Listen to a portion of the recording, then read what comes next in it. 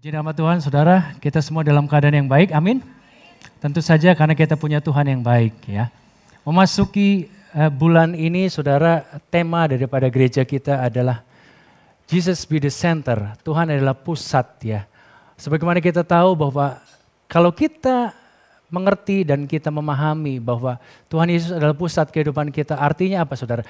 Artinya segala apapun yang kita lakukan, apapun yang merupakan sesuatu yang kita kerjakan berpusat kepada Tuhan. Ya. Apa yang menjadi maunya Tuhan, apa yang menjadi rencananya Tuhan, apa yang mau menjadi kehendaknya Tuhan, saudara. Saudara, berbicara mengenai Tuhan adalah pusat, saudara. Ada seorang pelatih sepak bola ternama yang namanya Jurgen Klopp, saudara ya, pelatih Liverpool. Tidak sengaja saya dapatkan di Instagram. Dan pada saat diwawancara dalam kehidupannya dia berkata begini. Yang pertama adalah kita harus percaya kepada Tuhan. Lalu kemudian dia berkata begini. Tuhan adalah sesuatu yang merupakan satu pusat kehidupan kita ya. Jadi pada saat kita hidup di dalam Tuhan, saudara, artinya saudara segala anugerahnya, ya, segala apa yang menjadi guidance atau tuntunannya itu harus kita sama-sama lakukan, saudara. Dan dia mau untuk setiap orang-orang itu percaya kepada Tuhan, memikirkan tentang Tuhan, saudara. Satu hal yang sangat baik, saudara ya. Ternyata pelatih yang berkelas seperti ini pun di dalam kesibukannya, di dunia sekuler, saudara ya, dalam kepelatihannya sepak bola ternyata memikirkan Tuhan. Saya percaya bahwa Jurgen Klopp ini juga setiap harinya adalah orang-orang yang taat beribadah. Ya. Orang-orang yang sebelum pada saat timnya itu bertanding, dia akan berdoa, minta tuntunan Tuhan, minta kekuatan Tuhan, dan minta campur tangan Tuhan supaya timnya menang, saudara ya. Sangat jarang orang-orang yang seperti ini, saudara ya. Nah, saudara, tentu saja saudara berbicara mengenai Yesus adalah pusat, saudara. Kita mau dan Tuhan ingatkan setiap kita, saudara, untuk mengambil satu rekomitmen. Satu komitmen ulang, saudara. Pada saat dulu, saudara, kita percaya kepada Tuhan Yesus dan kita menjadi pengikut Yesus. Apakah kemudian kita saat ini pun sama menjadi pengikut Yesus, saudara ya? Saat ini tema khotbah kita adalah mengikut Yesus atau following Jesus, saudara. Saudaraku, ada banyak orang-orang di luar sana yang berkata, saudara, saya melakukan hal-hal yang baik, saya hal-hal yang melakukannya sebagai satu kebajikan, yang dianggap sebagai satu kesalehan di hadapan orang, itu yang akan menyelamatkan saya, saudara. Mungkin itu benar menurut pandangan mereka, saudara ya. Tetapi saudara, satu hal yang saya ingin katakan, saudara ya, yang sebagaimana kita ketahui bersama adalah bahwa firman Tuhan dengan jelas katakan bahwa ada satu jalan, saudara. Ada satu jalan untuk kita menerima keselamatan itu. Yaitu dalam Yohanes 14 ayat 6.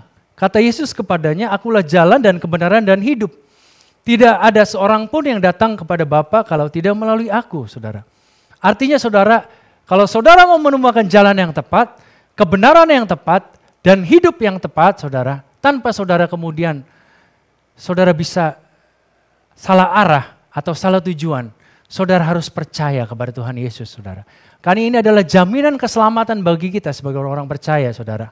Kehidupan kita bukanlah kehidupan pada saat saudara hidup di dunia ini saja, tetapi ada kehidupan setelah kematian. Dan kehidupan yang seperti apa yang saudara akan bawa dalam hidup ini, saudara. Kehidupan yang menuju kebinasaan atau kehidupan yang menuju kekekalan pada kehidupan yang disebut sebagai kehidupan yang kekal, saudara. Dan kemudian di ayat yang lain, saudara, firman Tuhan dengan jelas, di dalam nama Yesus ada keselamatan, saudara. Kisah 4 ayat 12 berkata begini, dan keselamatan tidak ada di dalam siapapun juga selain di dalam Dia. Sebab di bawah kolong langit ini tidak ada nama lain yang diberikan kepada manusia yang olehnya kita dapat diselamatkan. Artinya begini, saudara. Artinya, saudara, kalau saudara sudah memiliki Yesus, Yesus adalah segala-galanya. Yesus adalah kehidupan saudara. Saudara jangan lepaskan Yesus. Karena firman Tuhan dengan jelas di bawah kolong langit ini tidak ada nama lain yang kepadanya kita dapat diselamatkan selain di dalam nama Yesus, saudara. Momen Natal ini adalah momen di mana kita kemudian memikirkan kembali tentang Tuhan. Kita sungguh menyadari bahwa kasih karunia Tuhan itu sangat berlimpah dalam hidup kita. Dia telah mengaruniakan anaknya yang tunggal, Tuhan kita Yesus Kristus. Supaya apa? Supaya setiap kita yang percaya tidak binasa, melainkan beroleh hidup yang kekal. Amin, saudara. Untuk itu, saudara, Tuhan bertanya kepada setiap kita, saudara. Kalau kita mengaku sebagai pengikut Yesus, ya, apakah benar-benar kita sebagai pengikut atau bukan? Di sini berkata, saudara, are you fans or follower of Christ? Kamu itu adalah hanya sebagai satu fans, sebagai satu penggemar, atau sebagai pengikut, saudara. Bedanya pengikut sama penggemar apa, saudara? Penggemar adalah sesuatu yang mengidolakan sosok idolanya, manakala saudara idolanya ini adalah orang yang hebat, orang yang terkenal, saudara. Tetapi kalau seandainya orang itu kemudian jatuh, orang itu kemudian tidak menjadi terkenal lagi, dia akan meninggalkannya, saudara. Otomatis gitu, saudara. Dan orang ini adalah orang yang akan mengikuti kemanapun ada keramaian, kemanapun ada hingar-bingar, saudara. Ada sorak-sorai, ada pesta pora di mana dia mengagung-agungkan, saudara, apa yang menjadi idolanya itu, saudara. Tetapi pengikut tidak demikian, saudara. Pengikut adalah seseorang yang merupakan orang yang setia untuk mengikuti apa yang dia sembah, apa yang menjadi Tuhannya, apa yang menjadi rajanya dalam hidupnya, saudara. Jadi sekalipun, saudara, ada banyak godaan, tantangan, ada cobaan, ada pergumulan, ada masalah, ada penderitaan, itu tidak akan menyurutkan dia untuk tetap mengikuti apa yang dia ikuti sebagai satu kebenaran. Itu dalam hal ini kita percaya bahwa Tuhan Yesus Kristus adalah kebenaran itu sendiri. Amin, saudara. Untuk itu, saudara, kita harus pastikan bahwa kita adalah pengikutnya Yesus, bukan hanya fansnya Yesus. Kita tahu, saudara, dalam kehidupan Tuhan Yesus ada banyak kuasa, ada banyak mujizat, ada banyak perkara-perkara yang ajaib yang dilakukan oleh Tuhan Yesus. Dan kalau kita melihat hanya sisi itunya saja, saudara, kita kehilangan esensi bagaimana kita harus mengenal Tuhan Yesus yang sesungguhnya. Sesungguhnya Dia adalah Tuhan yang menyelamatkan kita pada saat kita masih berdosa. Tuhan yang telah membawa kita dari kegelapan menuju terangnya yang ajaib, dari maut kepada kehidupan yang kekal, saudara. Itulah Tuhan kita Yesus Kristus. Saudara, berbicara mengenai pengikut, saudara, ada 4 tipe yang akan kita pelajari, yang terdapat dalam Lukas 9 ayat 23, 57 sampai 62. Pengikut yang pertama adalah yang salah motivasi. Lalu kemudian yang kedua adalah yang selalu beralasan.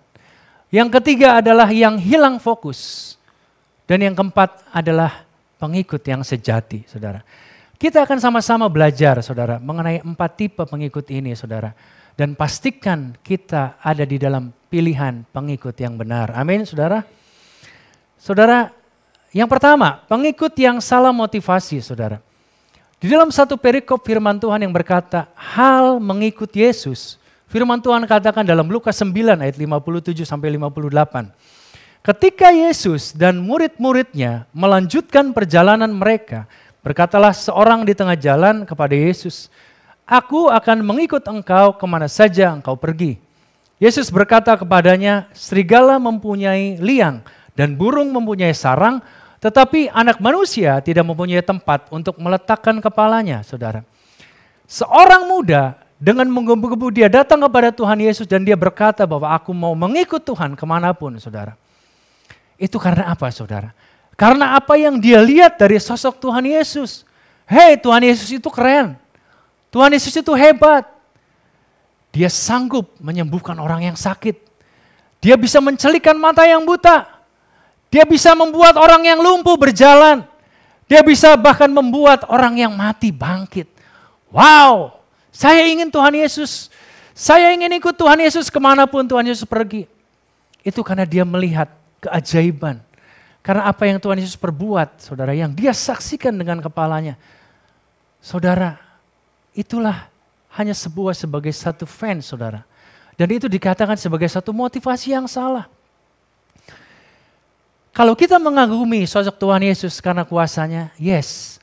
Karena kita mengagumi bahwa Tuhan Yesus adalah Allah yang luar biasa, Allah yang tidak terbatas, Allah yang baginya tidak ada yang mustahil, yes saudara. Tetapi bukan itu masalahnya saudara. Tetapi yang harus kita ikuti, bukan dengan motivasi saudara. Saudara ikut Tuhan Yesus, saudara yang sakit kemudian saudara sembuh. Saudara yang mengalami masalah, mengalami jalan keluar. Saudara yang lemah, saudara dikuatkan. Itu pasti dengan sendirinya saudara akan terima karena itu adalah janji Tuhan. Tetapi kalau motivasi saudara, pada saat saya kekurangan, saya ikut Tuhan Yesus pasti saya akan diberkati. Saudara adalah motivasi yang salah saudara.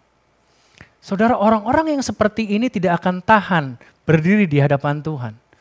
Saudara, kadang-kadang begini saudara, kita membandingkan saudara kehidupan kita pada saat masa lalu dan juga masa kini. Saudara, kemudian saudara mulai menoleh ke belakang. Saudara berkata bahwa, oh dulu saya ikut Tuhan, saya sebelum ikut Tuhan, saudara ya, saya kayaknya kehidupan saya baik-baik. Saya mau apa aja ada. Saya punya banyak uang. Ternyata saudara-saudara mendapati semuanya itu. Saudara meraihnya dengan cara yang salah. Dan Tuhan bersihkan semuanya itu. Dan pada saat saudara ada di dalam titik saudara sungguh-sungguh mau mengikuti Yesus saudara. Saudara kemudian, saudara saat ini ada dalam kondisi saudara menderita, saudara kekurangan, saudara sakit saudara. Dan saudara kalau saudara motivasinya salah, saudara kemudian akan berkata, Tuhan pada saat aku berdoa engkau tidak pernah jawab. Pada saat aku meminta kesembuhan, Tuhan tidak sembuhkan aku. Pada saat aku meminta berkat, Tuhan tidak memberkati aku. Sekarang Tuhan, bye-bye. Saya akan tinggalkan Tuhan karena saya kecewa sama Tuhan. Saudara, motivasi yang benar diperlukan dalam mengikut Tuhan, saudara. Motivasi yang benar adalah motivasi di mana saudara, saudara memandang Tuhan adalah sebagai Tuhan dalam hidup kita, saudara. Firman Tuhan berkata begini, saudara. Lakukanlah segala sesuatu adalah untuk Tuhan, bukan untuk manusia, saudara ya. Terkadang saudara kalau kita memandang manusia, ya, kemudian kita kecewa, saudara ya. Kita telah melakukan banyak hal, kemudian apa yang kita lakukan tidak dianggap orang, dianggap sepele, direndahkan, bahkan dihina, saudara. Pada saat motivasi kita salah adalah motivasi untuk kita mencari nama, mencari kebanggaan diri sendiri, untuk kemudian membuat setiap diri kita menjadi terpandang, saudara. Saudara akan kehilangan semuanya itu. Tetapi pada saat motivasi kita benar, kita adalah motivasinya adalah mengikut Tuhan dengan sungguh-sungguh. Karena apa? Karena Tuhan telah terlebih dahulu memberikan nyawanya, menebus dosa kita, dan kemudian kita bukan lagi menjadi milik iblis, tapi menjadi milik Tuhan. Kita bukan lagi masuk ke dalam kerajaan maut, tapi masuk ke dalam kerajaan sorga. Untuk itu kita sungguh-sungguh mau mengasihi Tuhan, mau mengikut Tuhan, mau melayani Tuhan. Itulah motivasi yang benar, saudara. Dan itulah yang Tuhan mau bagi setiap kita, saudara. Saudaraku, tentu saja saudara, Tuhan Yesus di dalam perjalanan dia melayani di dunia ini, saudara, bukannya kemudian ada di dalam satu hal yang mengenakan. Ada dalam satu hal yang merupakan kenyamanan, saudara. Pada saat dia lahir pun, pada saat kita rayakan bersama di hari Natal, ada seorang bayi yang lahir, dia lahir di palungan, di kandang domba, saudara. Kalau kita lebih untung, saudara ya. Kalau nggak di rumah sakit, mungkin di bidan, saudara ya. Tapi ini di kandang domba. Saudara, ada banyak penderitaan demi penderitaan. Dan kalau kita mempunyai motivasi yang benar, kita tahu, pada saat kita mengikut Tuhan, bukan hanya kemudian kita menerima satu berkat, tetapi ada sesuatu yang harus kita bayar sebagai harga di hadapan Tuhan, saudara. Lalu yang kedua adalah pengikut yang selalu beralasan, saudara ya. Dalam Lukas 9 ayat 59-60, lalu ia berkata kepada seorang lain, ikutlah aku, tetapi orang ini berkata, izinkanlah aku pergi dahulu menguburkan Bapakku. Tetapi Yesus berkata kepadanya, biarlah orang mati menguburkan orang mati, tetapi engkau pergilah dan beritakanlah kerajaan Allah di mana-mana. Saudara, kalau kita baca ayat ini secara harafiah, saudara ya, secara apa yang tertuang, saudara ya, saudara mungkin akan kecewa. Kok Tuhan Yesus kok kejem banget ya? Masa kita dibilangnya orang mati yang menguburkan orang mati. Ternyata saudara pada saat kita telaah saudara, maksudnya tidak demikian. Pada saat di dalam adat istiadat orang Yahudi, orang laki-laki itu saudara ya, berkewajiban untuk apa saudara? Untuk menguburkan orang tuanya pada saat dia meninggal. Jadi apakah kemudian orang tuanya pada saat dia bertanya ini, dia sudah meninggal atau belum? Belum saudara ya. Artinya gini saudara, artinya dia berkata begini, Tuhan aku mau mengurus bapakku dulu. Sampai kemudian dia menjadi tua, lalu kemudian meninggal, saya baru ikut Tuhan. Sampai kapan Tuhan akan menunggu kita saudara? Artinya saudara, pada saat Tuhan memanggil kita saudara, Tuhan mau untuk setiap kita tidak beralasan saudara. Saudara, ada banyak orang-orang yang berkata begini, pada saat dia dipanggil untuk mengikut Tuhan, dipanggil untuk melayani Tuhan, dia berkata begini, seorang muda masih energik saudara ya, kemudian dia berkata begini, oh nanti ya saya ikut Tuhan, saya melayani Tuhan, kalau saya sudah selesai sekolah, sudah tamat kuliah, nanti saya pikir-pikir ya saya akan melayani Tuhan. Lalu kemudian ditanya lagi pada saat dia sudah kuliah saudara, ayo kamu melayani Tuhan. Lalu kemudian dia berkata begini, aku kan harus mengejar cita-citaku. Saya harus kemudian berusaha mengejar karir dulu. Nanti kalau karirnya sudah capai, saya pikir-pikir untuk melayani Tuhan. Lalu kemudian setelah dia mendapatkan semuanya, karirnya bagus, pekerjaannya bagus saudara. Kemudian dia beralasan lagi, oh tunggu dulu, saya belum siap melayani Tuhan. Karena saya kan belum berkeluarga, saya harus ngurus anak-anak sampai besar. Lalu kemudian setelah sembuhannya itu dilewati saudara, kemudian ayo kamu melayani Tuhan. Lalu dia bilang, aduh gak sempet, saya sekarang sudah tua, saya sudah gak sanggup, saya sudah banyak penyakit, asam urat, darah tinggi, semuanya masuk. Aduh saya gak berdaya, saya gak akan bisa melayani Tuhan. Segala macam alasan itu akan keluar dari mulut kita. Karena apa saudara? Karena Tuhan,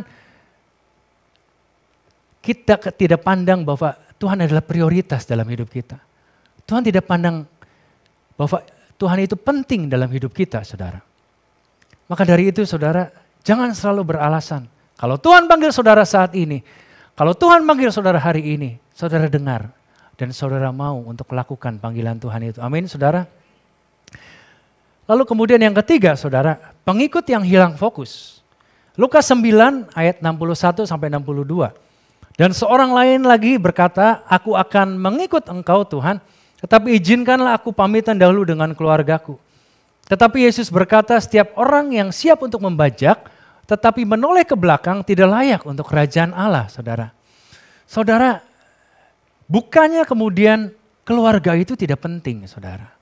Tetapi saudara kita lihat, saudara, ada banyak orang-orang yang menganggap bahwa begitu pentingnya keluarga, sehingga dia tidak mau atau tidak sempat untuk mengikut Tuhan.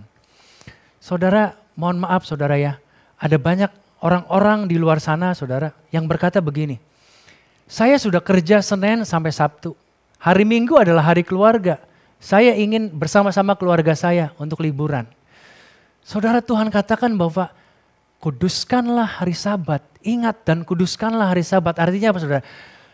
Tuhan meminta kita di dalam satu minggu, di dalam hari Minggu ini saudara-saudara beribadah kepada Tuhan. Saudara menguduskan hari Sabat saudara. Tetapi saudara pakai dengan alasan bahwa saudara harus memperhatikan keluarga. Saudara harus kemudian pergi berlibur. Saudara harus katanya healing, saudara healing. Saudara perhatikan baik-baik. Saudara healing bukannya gak boleh saudara. Mungkin ada waktunya saudara healing. Tetapi pada saat saudara setiap minggu saudara absen ke gereja karena saudara mau healing sama keluarga. Apakah itu yang disebut sebagai pengikut Tuhan, saudara? Ada orang-orang yang dengan hobinya sendiri, saudara, dan hobinya itu dilakukan tepat di hari Minggu, saudara. Kemudian ada seorang pengerja yang berkata, kenapa kamu nggak datang-datang? Sorry Pak, kalau hari Minggu ini hobi saya Pak, bentrok. Saya nggak bisa ke gereja. Jadi setiap hari Minggu dia nggak ke gereja karena dia melakukan hobinya, saudara. Saudara, apakah itu yang kita lakukan kepada Tuhan kita? Tuhan yang telah menyelamatkan kita, saudara. Yang Tuhan mau adalah kita fokus, saudara. Pada saat kita melayani Tuhan, saudara ya, kita jangan menoleh ke belakang. Kita jangan melihat bahwa apa yang saya dapat pada saat saya melayani Tuhan. Hidup saya gini-gini aja, saya tambah susah. Kok kayaknya saya tambah menderita, saudara. Kalau saudara membandingkan segala sesuatu, saudara tidak akan pernah puas, saudara, dalam kehidupan saudara. Tetapi saudara, yang saudara harus kejar adalah bukan sesuatu yang merupakan hal yang fana. Hal yang saudara terima di dunia ini, tetapi hal yang baka. Hal yang saudara akan terima nanti pada saat saudara menerima kerajaan sorga. Amin, saudara. Untuk itu saudara tetap fokus. Pada saat kita beribadah fokus kepada Tuhan. Jangan pikirkan yang lain. Jangan kemudian saat kita beribadah saudara kita kehilangan fokus. Capcaynya masih ada nggak ya? Puyunghai, aduh kayaknya dia rame banget. Puyunghainya enak banget, pasti udah habis gitu ya. Saudara fokus, saudara, jangan fokusnya pada makanan. Pada saat saudara melayani, saudara, mungkin ada gesekan. Mungkin ada sesuatu yang tidak mengenakan, saudara, yang membuat kemudian saudara berselisih antara satu pengerja dengan pengerja yang lain. Tetapi saudara, pada saat saudara memandang kepada Tuhan, saudara, fokusnya adalah kepada Tuhan. Sekali lagi saudara, apa yang kita perbuat, perbuatlah untuk Tuhan dan bukan untuk manusia. Saudara, yang benar, yang keempat adalah pengikut yang sejati. Lukas 9 ayat 23 firman Tuhan katakan begini saudara. Katanya kepada mereka semua, setiap orang yang mengikut aku ia harus menyangkal dirinya, memikul salibnya setiap hari dan mengikut aku. Menyangkal diri adalah berbicara mengenai apa yang merupakan kebiasaan-kebiasaan kita yang lama, kebiasaan yang buruk yang kita masih lakukan di masa yang lalu. Apakah kemudian kebiasaan itu masih tetap terus kita lakukan pada saat kita telah percaya dan kita mengikut Tuhan saat ini saudara? Mungkin ada hal-hal yang merupakan sesuatu yang kita tidak bisa lepaskan karena itu sangat mengikat kita saudara. Tetapi dengan kekuatan daripada Tuhan, dengan kemampuan daripada Roh Kudus, kita pasti bisa melepaskan semuanya itu saudara. Karena kita mengasihi Tuhan, amin saudara. Bukan karena kekuatan kita, tapi karena kekuatan Tuhan melalui Roh Kudus yang memampukan kita saudara. Saudara, mari tanggalkan segala keinginan mata, keangkuhan hidup, keinginan daging kita saudara. Demi kita mengikut Tuhan dengan benar. Lalu kemudian memikul salibnya saudara. Di sini dikatakan setiap hari saudara. Mungkin ada banyak saudara cobaan, ada banyak ujian, ada banyak penderitaan yang saudara alami. Bahkan orang-orang diizinkan oleh Tuhan untuk menderita aniaya oleh karena dia mengikut Tuhan saudara. Tetapi saudara, itu semua tidak akan menghalangi kita untuk tetap mengikut Tuhan. Sebagai pengikut yang sejati saudara, kita akan terus ikut Tuhan. Apapun kondisinya, apapun masalahnya, apapun situasinya, sesulit apapun, sesusah apapun, semenderita apapun, kita tetap ikut Tuhan Yesus. Yang mau katakan amin saudara. Tolok ukur pengikut Yesus yang sejati adalah serupa dengan Kristus dalam pikiran, sikap, perasaan, perkataan, dan tindakan saudara. Saudara jaga hati-hati saudara. Jagalah hatimu dengan segala kewaspadaan karena disitulah terpancar kehidupan. Saudara jaga kata-kata saudara. Saudara jaga pikiran saudara. Saudara jaga hati saudara. Saudara jaga tindakan saudara, saudara. Apakah perkataan, hati kita, sikap kita, pikiran kita adalah sesuai dengan pikiran Kristus, saudara? Terkadang saudara, kita berkata begini, Tuhan Yesus tidak berubah dari dulu sampai sekarang sampai selama-lamanya. Aku juga gak akan berubah. Aku yang dulu ya begini. Walaupun aku telah ikut Tuhan, aku juga begini. Ya aku memang orangnya begini. Itu namanya saudara sombong, saudara angkuh. Saudara memandang bahwa saudara tidak berubah. Padahal Tuhan katakan bahwa ada satu perubahan hidup pada saat kita menerima Tuhan Yesus. Karena begini saudara.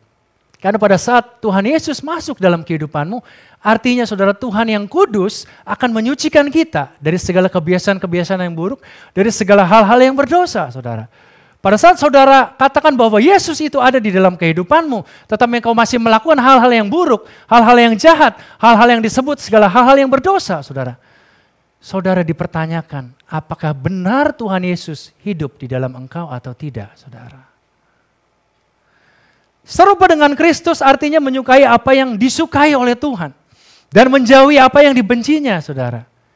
Kita tahu saudara, prinsip firman Tuhan dalam firman Tuhan yang harus kita lakukan adalah mentaati apa yang menjadi perintah Tuhan dan menjauhi apa yang menjadi larangan-larangannya saudara. Kalau kita tidak mengerti apa yang seharusnya kita lakukan saudara, selamanya kita nggak akan pernah bisa menjadi pengikut Tuhan yang sejati.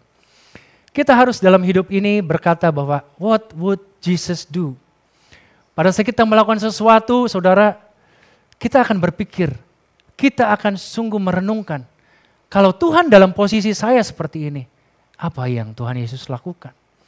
Pada saat saya kemudian ada dalam satu kesempatan saya untuk berbuat jahat, tetapi kita berpikir bahwa pada saat Tuhan dalam posisi saya harus tetap ada di dalam jalan kebenaran. Maka sesuatu yang jahat itu kemudian kita singkirkan, tidak kita lakukan, saudara. What would Jesus do? Apa yang Tuhan Yesus lakukan, saudara? Apakah yang kemudian kita pikirkan, kita lakukan, kemudian apa yang kita taruh dalam hati, itu kemudian menyukai hati Tuhan atau enggak? Atau kita membuat Tuhan kemudian menjadi berduka akan segala perbuatan dan tindakan kita, saudara. Jadilah pengikut yang benar, yang mau katakan amin. Jadilah pengikut yang sejati, saudara. Berbicara mengenai pada saat kemudian kehidupan kita adalah terpusat kepada Tuhan Yesus, saudara. Tentu saja, saudara, kita harus hidup di dalam Tuhan Yesus, amin, saudara. Dan Lukas 6 ayat 8-11 firman Tuhan katakan begini, dan jika kita telah mati dengan Kristus, kita percaya bahwa kita akan hidup juga dengan Dia. Mati dengan Kristus, kita hidup dengan Dia. Demikianlah hendaknya kamu memandangnya, bahwa kamu telah mati bagi dosa, garis bawahi telah mati bagi dosa, tetapi kamu hidup bagi Allah dalam Kristus Yesus. Terkadang, saudara, kita sayang sama dosa. Kita tetap menikmati dosa, saudara. Dan itu adalah hal-hal yang tidak berkenan kepada Tuhan, saudara. Tetapi kalau kita mau hidup bagi Tuhan, kita mau tinggalkan dosa, kita mau matikan dosa itu, saudara. Galatia 2 ayat 20, namun aku hidup, tetapi bukan lagi aku sendiri yang hidup, melainkan Kristus yang hidup di dalam aku. Orang bisa melihat buah itu dari segala sesuatu yang dia rasakan, yang dia nikmati, saudara. Saudara pikirkan, pada saat saudara dahulu, saudara belum mengikut Tuhan, dan pada saat ini saudara telah mengikut Tuhan, saudara, apa yang orang lain katakan tentang kita? Jangan kemudian kita dicap jelek, saudara, berkata bahwa orang Kristen kok begitu sih? Boro-boro saya mau jadi orang Kristen. Lihat tuh, no. Kita tidak menjadi contoh, kita tidak menjadi teladan, kita tidak menjadi suratan Kristus yang terbuka. Bahkan kita cenderung, saudara, membuat orang lain terluka. Membuat orang lain kemudian merasa kecewa atas apa yang menjadi tindakan kita, saudara. Tetapi yang Tuhan mau pada saat kita berkata bahwa kalau aku hidup, biarlah Tuhan Yesus itu hidup di dalam kita. Artinya apa? Artinya ada terang Kristus yang bisa menyinari orang-orang di sekitar kita. Ada sungguh kasih yang kita bagikan kepada orang lain. Ada satu berkat yang kita salurkan dan kita dikatakan sebagai saluran berkat Tuhan. Dan ujung-ujungnya, saudara, sebagaimana firman Tuhan katakan, pada saat engkau melakukan pekerjaan yang baik, maka orang lain akan melihat perbuatanmu itu dan mempermuliakan namamu yang di sorga. Ujung-ujungnya bukan tentang kita yang melakukan kebaikan, perbuatan baik, saudara, tetapi ujung-ujungnya adalah nama Tuhan yang dipermuliakan. Amin, saudara, berikan tepuk tangan bagi Allah kita. Saudaraku, ada satu judul lagu, saudara, I have decided to follow Jesus. Saudara, lagu ini terinspirasi ada satu kisah nyata, saudara. Di sebuah negara di India, di daerah yang namanya Assam. Ada seorang yang kemudian tadinya tidak mengenal Tuhan dan percaya kepada Tuhan, saudara. Yang namanya Nokseng, saudara ya. Dia merupakan suku Garo, saudara. Di dalam kebiasaan kehidupan daerah Assam, saudara, adalah orang-orang yang sangat keras, orang-orang yang kanibal, saudara. Dia bahkan bisa membunuh sesamanya, saudara. Dan kebanggaannya adalah dia mengoleksi semakin banyaknya ada kepala-kepala manusia, saudara. Dia akan dihormati oleh orang banyak, saudara. Tetapi, saudara, pada saat penginjilan yang luar biasa terjadi, saudara, di Eropa. Ada satu kegerakan rohani, saudara, yang terjadi di Wales. Dan kemudian merambat sampai dengan ke Inggris, saudara. Ada banyak misionaris Inggris yang kemudian dikirimkan ke India. Dan salah satunya, saudara, ke daerah yang sangat berbahaya ini yang namanya Assam, saudara. Di tengah penolakan yang ada, saudara, Di tengah kemudian bahaya yang mengancam, bahkan resikonya adalah nyawa yang kemudian akan mati. Tetapi saudara, ada seseorang yang namanya Nok-seng ini beserta dengan keluarganya yang kemudian menjadi percaya kepada Tuhan Yesus. Dan kepercayaannya tidak mudah saudara. Dia harus melewati satu tantangan, satu penderitaan yang hebat saudara. Sebagaimana Tuhan Yesus katakan bahwa aku menderita, bahkan menderita di atas kayu salib sampai mati. Itulah yang kemudian dilalui sebagai perjalanan kerohanian Nok-seng. Nok-seng telah berkata seperti dengan firman Tuhan seperti ini saudara. Aku telah mengakhiri pertandinganku dengan baik dan aku telah memelihara iman. Sekarang tersedia bagiku mahkota kehidupan saudara. Mungkin saudara rasa bahwa saudara belum menjadi pengikut yang sejati. Tetapi saudara tidak perlu khawatir saudara. Saudara harus memiliki satu keputusan yang benar, keputusan yang tepat di dalam Tuhan saudara. Ada satu quote yang berkata begini saudara. We cannot go back and change the beginning, but we can start now and change the ending. Artinya begini saudara. Artinya kita tidak bisa kembali ke masa lalu, kita tidak bisa kembali dan mengubah masa lalu kita. Tetapi kita bisa memulainya sekarang untuk mengubah masa yang akan datang saudara. Amin. Akhirnya kita akan bisa rubah. Saat ini saudara, biarlah kita sama-sama menjadi pengikut Tuhan yang sejati. Karena kita mengasihi Tuhan. Amin.